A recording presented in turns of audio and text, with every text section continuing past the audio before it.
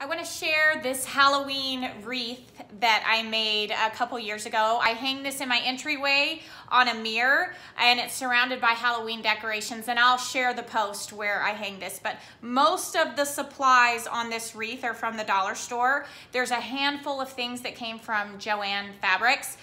This hat on the, well, the skeleton came from the dollar store, but this hat right here is a handmade hat. I have a template for it on my blog, and I just coated it with glue, covered it in glitter, let it dry. I glued it on this skeleton that I got from the dollar store. I've got these cool spiraling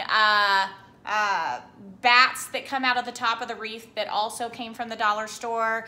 I made this trick or treat sign. I do have a silhouette cameo that I cut vinyl out of, but you could very easily take chalk and write on these small chalkboards that they have, trick or treat, or whatever message sounds good to you. A lot of this is from the dollar store. This owl is from the dollar store. I have these small Christmas bulbs on here that are those clear, if you can see, they're clear, the clear plastic bulbs, and I just cut up Halloween scrapbook paper that I already had at my house, and I rolled it up inside, stuffed the Christmas bulbs. So I've got different types of scrapbook paper, some black and white colors, just to make this fun wreath. And then a lot of my ribbons also came from the dollar store.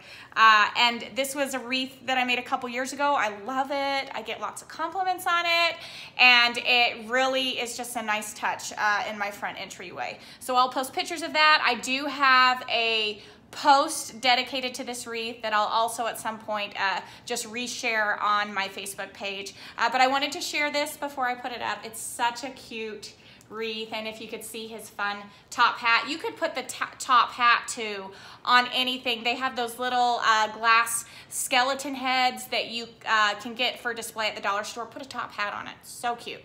And I just wanted to share this as something that you could make for your Halloween decor this season. And it only took me, I'd never made a wreath like this before.